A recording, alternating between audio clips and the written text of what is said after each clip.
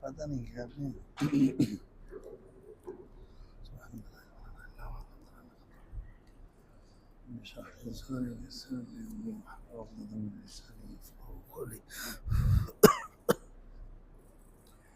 السلام علیکم ورحمۃ اللہ وبرکاتہ.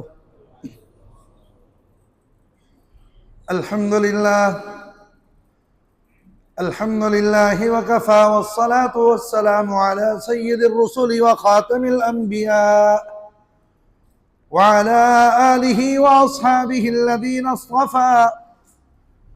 أما بعد فأعوذ بالله من الشيطان الرجيم. بسم الله الرحمن الرحيم.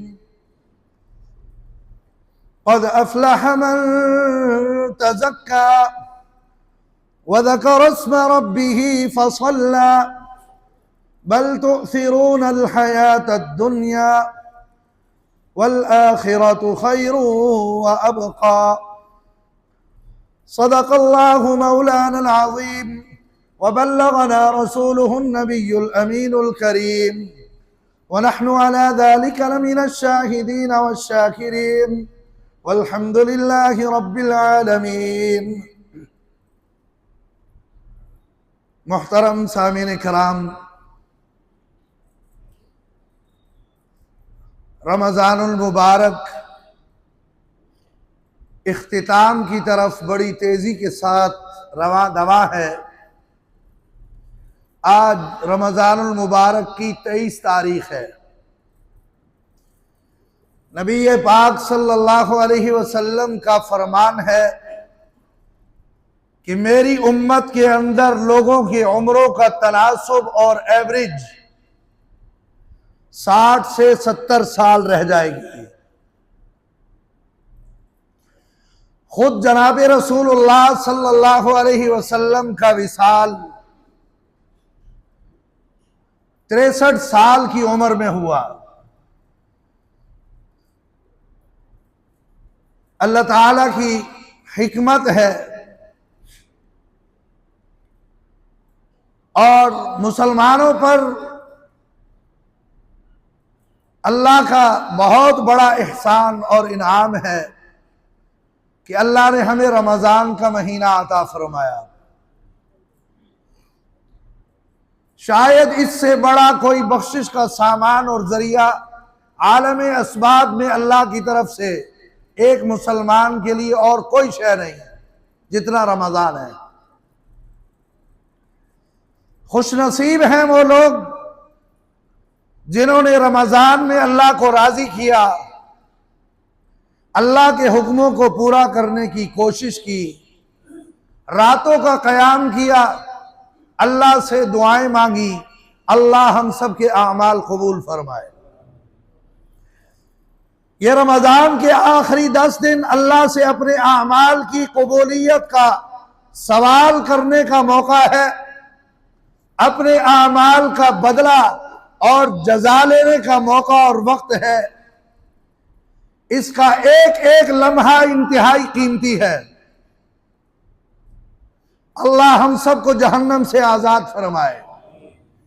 نبی پاک صلی اللہ علیہ وسلم نے جہنم سے آزادی کی دعا مانگی اور امت کو اس بات کی بشارت دی ہے کہ 20 دنوں کی کمائی کا صلہ جو اللہ نے تمہیں دینا ہے وہ جہنم سے آزادی کی شکل میں اللہ ہر ایک روزے دار مسلمان کو پروانہ عطا فرمائے گا. آپ اور میں معمولی لوگ نہیں ہیں. اپنی قدر و قیمت ہمیں اس کا اندازہ نہیں، لیکن افسوس یہ ہے کہ ایک غفلت کی آنکھ اور دل پر ایک غفلت کا پردہ طاری ہے کہ ہم اپنے اصلی مقصد اور جہان کو بھول چکے ہیں. یہ دنیا اللہ نے ہمارے لیے عالم امثال بنایا ہے. یہاں کی چیزوں کو آخرت کے ساتھ بڑی گہری مناسبت اور بڑا گہرا تعلق ہے. میں ایک چھوٹی سی مثال آپ کے سامنے رکھ کے آپ سے ہی کچھ سوال کروں گا۔ ہمارے عزیزوں میں، رشتہ داروں میں، اس ملک میں رہنے والے لوگوں میں بے شمار لوگ ایسے ہیں جو دوسرے ممالک میں آباد ہیں، ایسے ہی ہے۔ ہمارے تعلق داروں میں اور وہاں کے لوگوں میں جتنے لوگ بھی ہیں، ان کے بیوی بچے یہاں ہوں گے، گھر بار یہاں ہوگا، ان کا وطن اور زمینیں یہاں ہیں، ان کے مفادات یہاں وابستہ ہیں، اور جس کی وجہ سے ان کا دل کہاں لگا رہتا ہے، وہ دنیا میں جہاں کہیں بھی ہو، دل کہاں ہے؟ اپنے ملک کے اندر، اپنے رشتہ داروں میں، اپنے خاندان اور تعلق داروں میں، حتیٰ کہ اپنے علاقوں سے بعض لوگ بیچ بٹا کے چلیں گے۔ آج بھی اگر ان کی شناخت پوچھو تو کیا کہتے ہیں؟ میں کون ہوں؟ میں فلاں ملک کا ہوں۔ وہ اپنے ملک کی اور اپنی مٹی کی شناخت دیتا ہے، اور وہاں جو کچھ بھی کرتا ہے وہ سرمایہ اپنوں میں واپس بھیجتا ہے، اس لیے کہ اسے معلوم ہے کہ میرا اصلی وطن کوئی اور ہے، یہاں میں مسافر ہوں، یہاں میری حیثیت کچھ اور ہے، میرے ساتھ کوئی ابھی نبی وعدہ گھاٹا ہو جائے، مجھے کہاں جانا ہے؟ اپنے وطن۔ حتیٰ کہ مر جاؤں تو میرے اس وجود اور جسم کو بھی میرے وطن اور ملک میں واپس بھیجا جائے گا۔ ایسے ہی ہوتا ہے۔ اور جو کمائی ہوتی ہے وہ یہاں بھیجتا ہے، یہاں جمع کرتا ہے، تاکہ جب دنیا جہان کے دھکے کھا کے، تھک ہار کے اپنے وطن میں واپس پہنچے تو وہاں گزران کے لیے، گزارا کرنے کے لیے کوئی 2-4 ٹکے اس کے پاس ہو اور وہ راحت آرام کی زندگی گزار سکے۔ میرے اللہ نے قرآن میں یہی بات دوسرے انداز میں ارشاد فرمائی، تبارک الذی بیدہ الملک وہو علی کل شیء قدیر۔ مبارک اور برکت والی ذات ہے اللہ کی، جس کے ہاتھ میں ہر شے کی بادشاہی ہے، وہ ہر چیز پر قادر ہے۔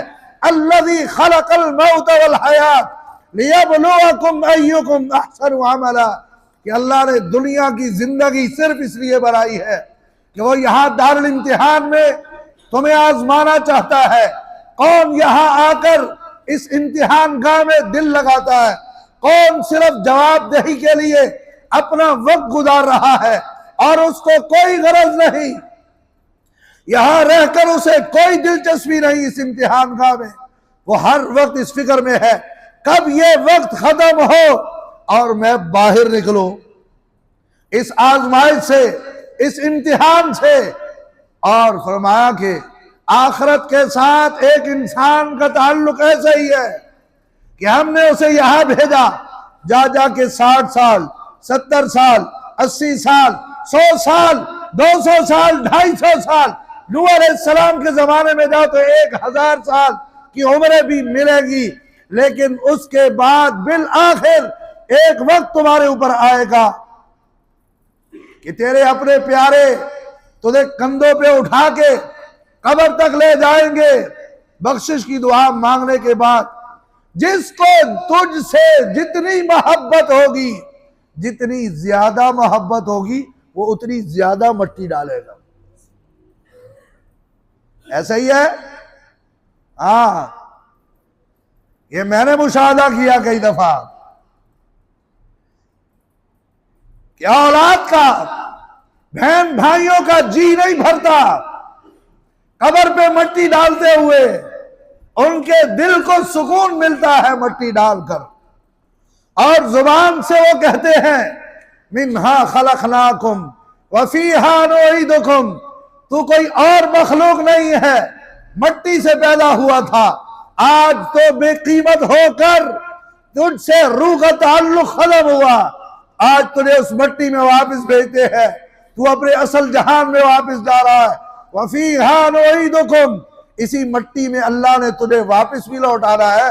وَمِنْهَا نُخْرِجُكُمْ تَارَةً أُخْرَىٰ، کچھ نہیں تھا، انہوں نے پیدا کر کے تجھے ایک انسان بنا دیا، آج مٹی بنا کے تو تھا، تیرا وجود پھر قائم ہو جائے گا۔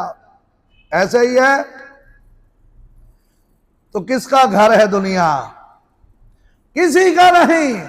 نہ جانے زندگی میں پھر یہ رمضان آئے گا کہ نہیں آئے گا۔ ہماری زندگی رمضان تو آئے گا، ہم ہوں گے یا نہیں ہوں گے۔ یہ جہان بھائی، آج پنجابی میں تو ایک کہاوت ہے، لیکن میرا خیال ہے کہ مولانا روم رحمہ اللہ نے اپنے یہاں ایک حکایت نقل کی ہے، اور اسی وجہ سے پنجاب کے لوگوں نے اس کو بطور مثال اور کہاوت کے بھی لے لیا ہے کہ جب کسی کا پڑپوتا پیدا ہو جائے، پڑپوتا، پنجابی والے آگے چلے گئے، مولانا روم نے پوتا لکھا ہے۔ مرنے کو دل نہیں نہ کرتا کسی کا، وہ کیسا ہی کیوں نہ ہو، اس جہان سے جانے کا دل کسی کا نہیں ہے۔ میرے سمیت سب یہی سمجھتے ہیں کہ میں اس دنیا میں رہنے کے لیے آیا، موت تو اس کے لیے تھی جسے منو مٹی تلے دفن کر کے آیا ہوں۔ کیا یہ جہان ایسا ہی ہے؟ چنانچہ فرمایا کہ جب کسی کے ہاں پوتا نہ چلو پڑپوتا صحیح، جب وہ آ جائے تو وہ کیا کہتا ہے کہ دادا جان اب اس گھر میں آپ کی جگہ نہیں ہے، آپ کہیں آگے تشریف لے جائیے، ہم آگے ہیں۔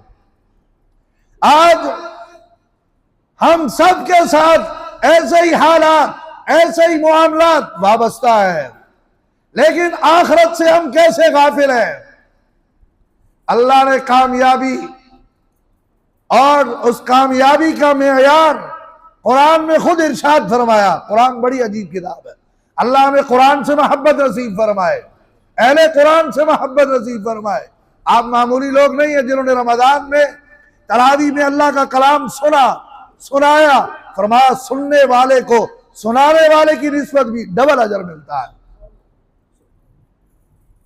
چنانچہ ایک حافظ جو رمضان میں تلاوت کرتا ہے، اس سے متعلق بہت سے لوگوں نے حساب کتاب کیا نا کہ پتہ نہیں 4 خرب کتنے ارب اور کتنے کروڑ اور کتنے لاکھ اور کتنے ہزار نیکیاں ملتی ہیں پڑھنے والے کو، اور جو سننے والا ہو ہاں جی وہ اپنی کیلکولیشن ڈبل کر لے، اس کو کیلکولیٹ کرے ڈبل کر کے۔ آپ نے معمولی نہیں کمایا، یہ آخرت میں چلنے والا سکہ، اس دنیا کے جہان میں کی ہوئی کمائی۔ آخرت ہمارا گھر ہے جہاں سے نہ 70 سال بعد واپسی ہے، نہ 80 سال، نہ 1000 سال کے بعد واپسی کا کوئی امکان ہے، اور وہاں چلنے والا سکہ وہ نیکیاں جن عقل مندوں نے یہاں کمائی۔ آج دنیا میں کوئی ایک انسان ایسا دکھاؤ جو یہ کہے کہ میرے پاس اس دنیا کی نیشنلٹی ہے، مجھے اس دنیا سے کوئی نہیں نکال سکتا۔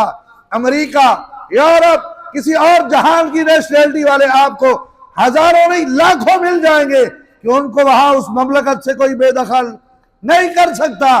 میرے اللہ نے یہی کہا بِیَدِهِ الْمُلْک، یہ مملکت میری ہے، میں نے ہر کسی کو اس جہان میں پیدا ہی اس لیے کیا ہے، یہاں سے بے دخل کر کے آخرت میں اسے میں نے پہنچانا ہے، وہاں سے کسی نے واپس نہیں آنا۔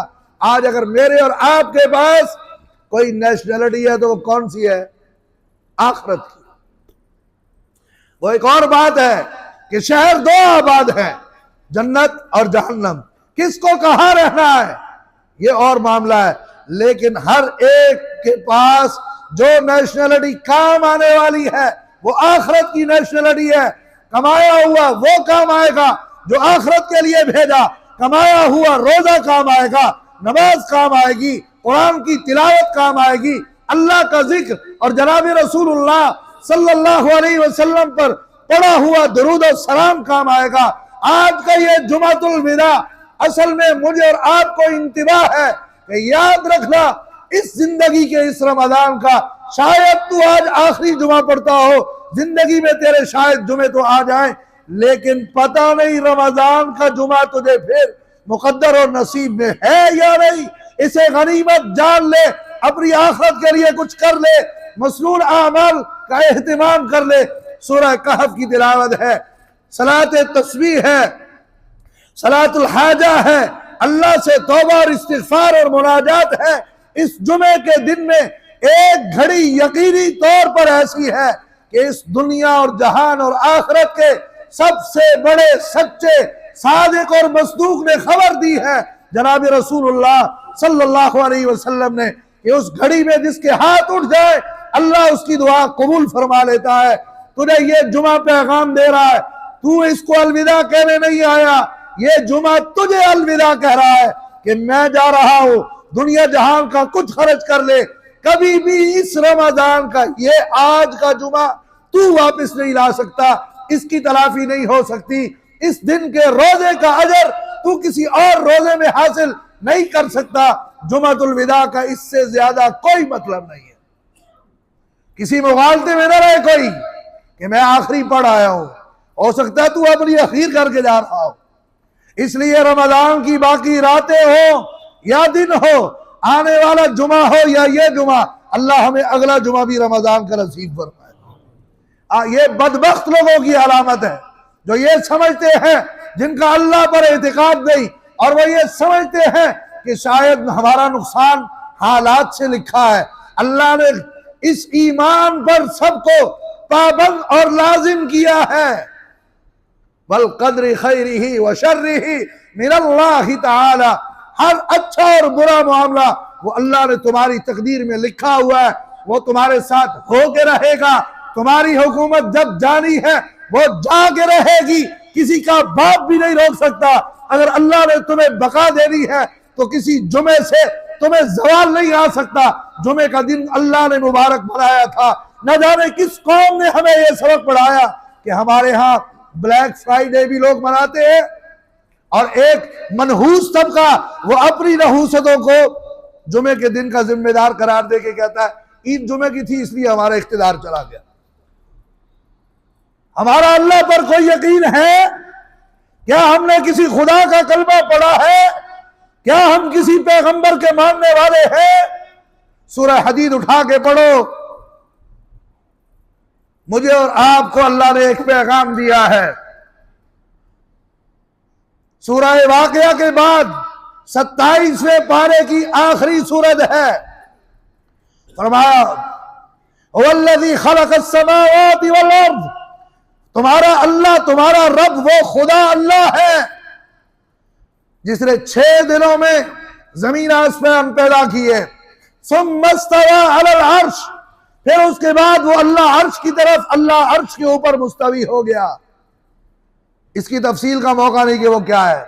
یعلم ما یلج فی الارض وما یخرج منها، جو زمین میں جا رہا ہے، جو زمین سے نکل رہا ہے، جو آسمان سے نکل رہا ہے، وما ينزل من السماء وما يعرج فيها، جو آسمان کی طرف اٹھ کے جا رہا ہے، کسی چیز سے اللہ بے خبر نہیں۔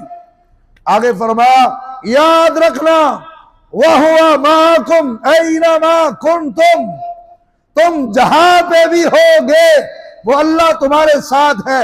مسجد میں گالی دینا گناہ ہے؟ بتاؤ۔ میں نے آپ سے شروع میں کہا تھا کہ بعض سوال میں آپ سے کروں گا۔ مسجد میں گالی دینا گناہ ہے؟ مسجد میں جھگڑا کرنا گناہ ہے؟ مسجد میں چوری کرنا گناہ ہے؟ مسجد میں شراب پینا گناہ ہے؟ مسجد میں فلاں گناہ فلاں گناہ فلاں گناہ کیوں؟ اس لیے کہ یہ خانہ خدا ہے، یہاں اللہ موجود ہے۔ تو تم نے جس پاک پیغمبر صلی اللہ علیہ وسلم کی تعلیمات کا عہد کیا، ایمان لائے، کیا اس پیغمبر نے تمہیں یہ نہیں سکھایا تمہارے دفتر میں، تمہاری فیکٹری میں، تمہارے گھر میں، تمہارے کاروبار میں، تمہاری گاڑی میں بھی تمہارا اللہ تمہارے ساتھ ہے؟ وہ گالی دینا ایسے ہی گناہ ہے جس طرح مسجد میں خدا کی معصیت اور نافرمانی کر کے گالی دینا گناہ ہے۔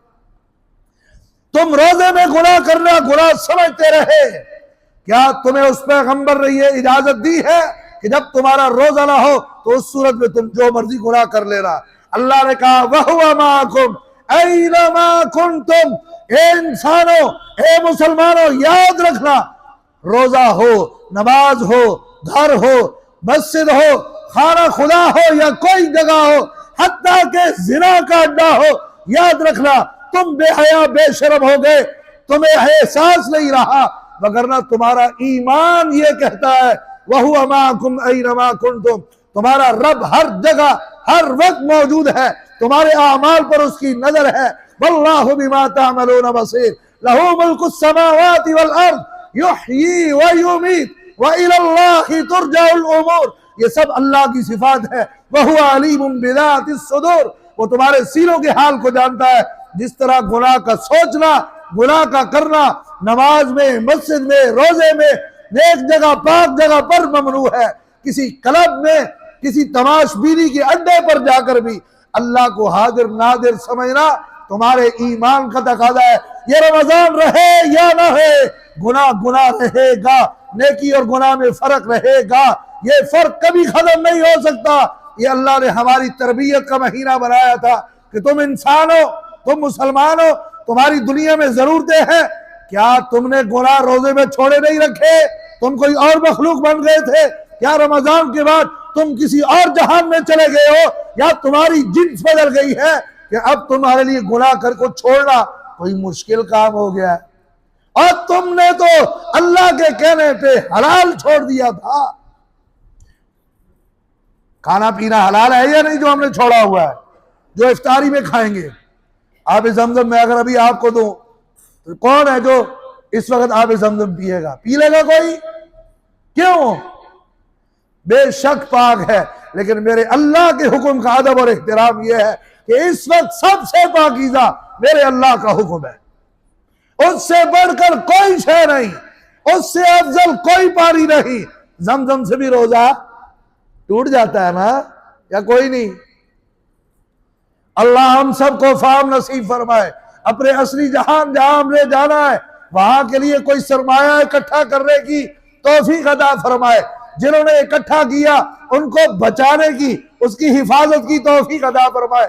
آج ہم اللہ کے اس گھر میں بیٹھ کر اللہ سے یہ عہد کرے، اللہ سے یہ مانگے کہ یا اللہ آپ کی توفیق، آپ کی عنایت، آپ کے فضل، آپ کے کرم سے جیسے میں نے پاکیزہ رمضان گزارا، اے اللہ رمضان کے بعد بھی مجھے پاکیزہ زندگی نصیب فرمانا۔ اے اللہ اس رمضان کی برکت سے میری مشکلات حل فرمانا۔ اے اللہ اس رمضان کی برکت سے مجھے اور میرے ماں باپ کو معاف فرما دینا۔ یا اللہ اس رمضان کی برکت سے، اس میں کیے ہوئے اعمال کی برکت سے اے اللہ میری پریشانیاں دور فرما دے، غم دور فرما دے۔ آج کا دن دعا کا دن ہے۔ یہ جتنی بلائیں ہمارے اوپر مسلط ہے، اللہ کا عذاب مختلف شکلوں میں آتا ہے۔ اب کیسے کیسے عذاب مسلط ہے؟ ہمیں کوئی بزدل بنانے کے لیے جنگ کی ترانے سنا رہا ہے، کوئی کچھ بکواس سنا رہا ہے، لیکن اللہ نے ہمیں کیا کہا؟ وَهُوَ مَعَكُمْ أَيْنَمَا كُنتُمْ، تم میرے بن جاؤ، جہاں ہوگے میں تمہارے ساتھ ہوں، تمہارا کوئی کچھ نہیں بگاڑ سکتا۔ ہمارا دشمن کوئی حیثیت نہیں رکھتا، لیکن شرط یہ ہے کہ ہماری دوستی خدا سے ہو، شیطان سے نہ ہو۔ اللہ ہمیں سب کو اپنی محبت، اپنی دوستی، اپنا تعلق، اپنا پیار، اپنی محبت، اپنا کرم اور فضل اور رحمت ہم سب کو زارہ سال عطا فرمائے۔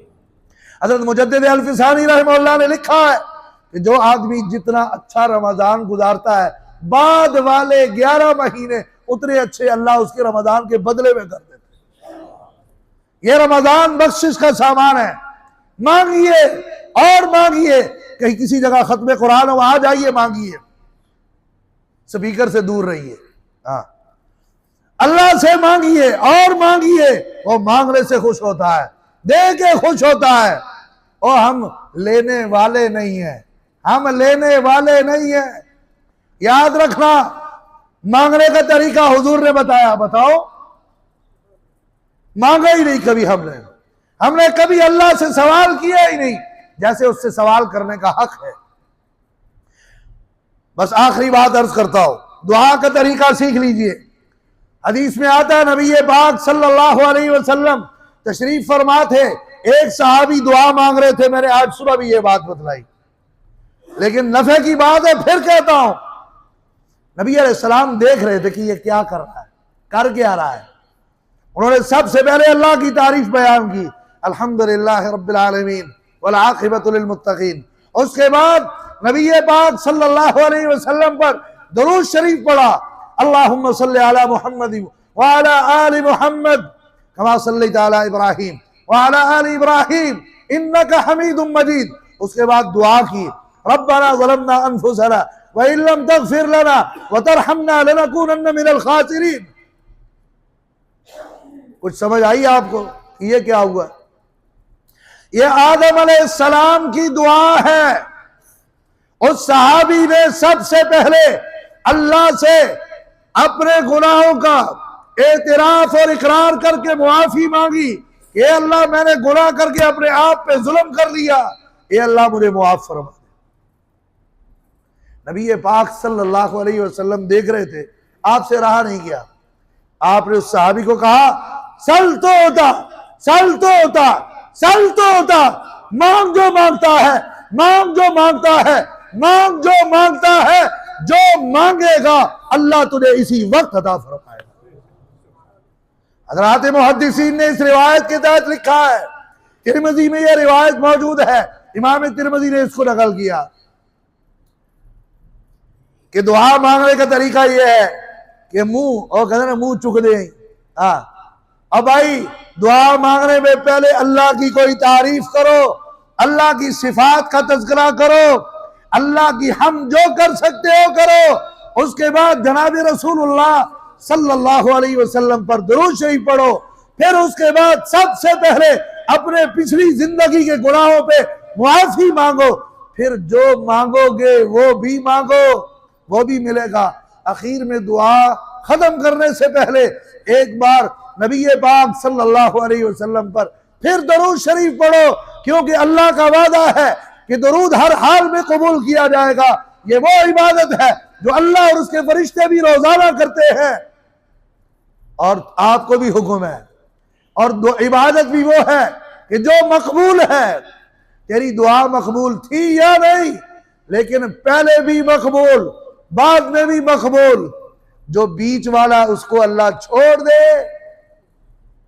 ये उनकी किताब में कहीं नहीं है। इसलिए दरूद पाक शुरू और आखिर दोनों में होगा। कई सुबह भाग जाते हैं ना, तो इसलिए मैंने कहा ये हदीस में फिर सुना दूं। दुआ मांगिए, रोज मांगिए, हर नमाज के बाद मांगिए, मोहताज बन के मांगिए, गुनाहगार समझ के अपने आप को मांगिए। फिर देखिए कैसे दुआ कबूल नहीं होती। ये आंख से आंसू बाद में निकलते हैं, वहां कबूलियत पहले होती है। चुनांचे अल्लाह को दो आंसू, दो कतरे बहुत पसंद है, एक आंसू का, एक खून का। शहीद का खून, गुनाहगार का आंसू। गुनाह करना ऐब नहीं है, गुनाह करना कमाल है। गुनाह करना ऐब नहीं, गुनाह करना कमाल है। हाँ, उस गुनाह करने के बाद उस गुनाह पे डट जाना, अड़ जाना, ये शैतान का काम है। क्योंकि रिवायात में आता है, अहले इल्म ने लिखा है कि अगर खुदा न खास्ता किसी इंसान से गुनाह हो जाए, गुनाह के बाद अल्लाह उसकी तौबा की इंतजार शुरू कर देता। अब आता है, अब आता है, आज कर लेगा, रात को करेगा, दिन को करेगा, नमाज के बाद करेगा, इफ्तारी के वक्त कर लेगा। अल्लाह उसकी तौबा की इंतजार में रहते हैं। और तौबा करने पर क्या कहते हैं, फउलाइका युबद्दिलुल्लाह सय्यिआतिहिम हसनात इन्नल हसनात युज़हिबन सय्यिआत। हमने नेकियों के बदले में गुनाहों को मिटाना अपने यहाँ ज़ाब्ता बनाया है। हमारे हाँ कोई तौबा कर ले, तौबा के बाद हम गुनाह ऐसे मुआफ कर देते हैं कि जैसे इसने किया ही नहीं, और उस गुनाह की जगह हम नेकी लिख देते, कोई देख ही ना सके क्या हुआ। जैसे होता है ना हमारे यहाँ, ओ ये पुलिस वाले टेप लगा के मिसल के ऊपर से कागज दो अल्फाज उठा लेते कि नीचे वाला पढ़ा ही ना जाए, गायब कर, मुद्दा ही गायब।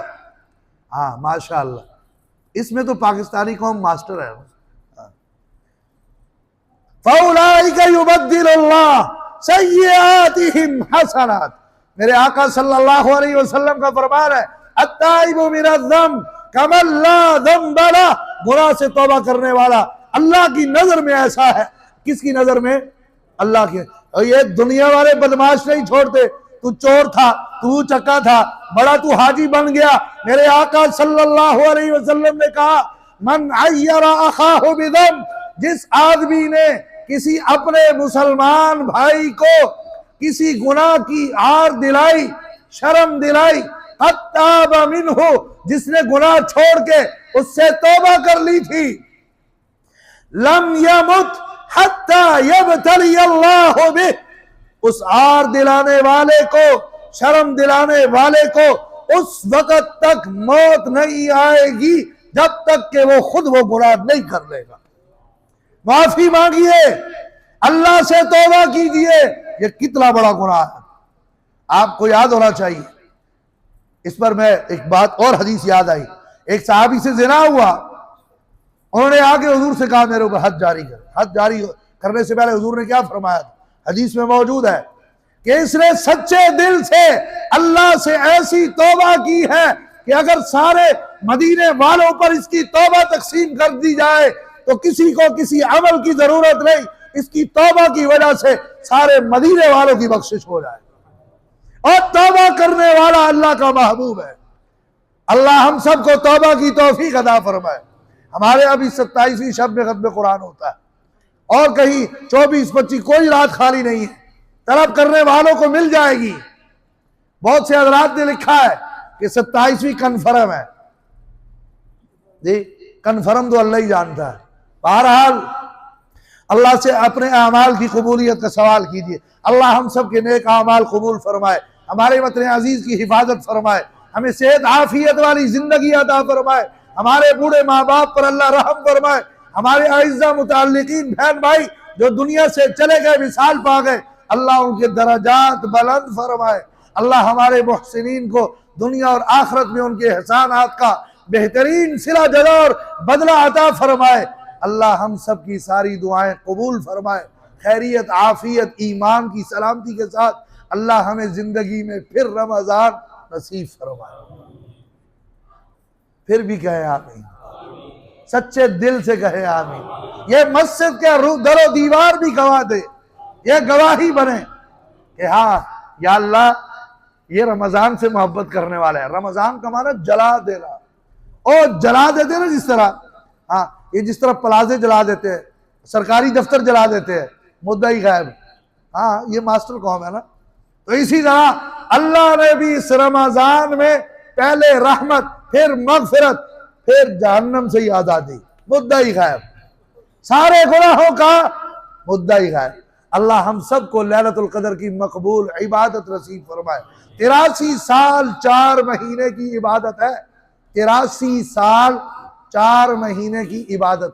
کیا کہا؟ خیرن، آگے کیا کہا؟ خیرن، یہ تمہارا حساب ہے۔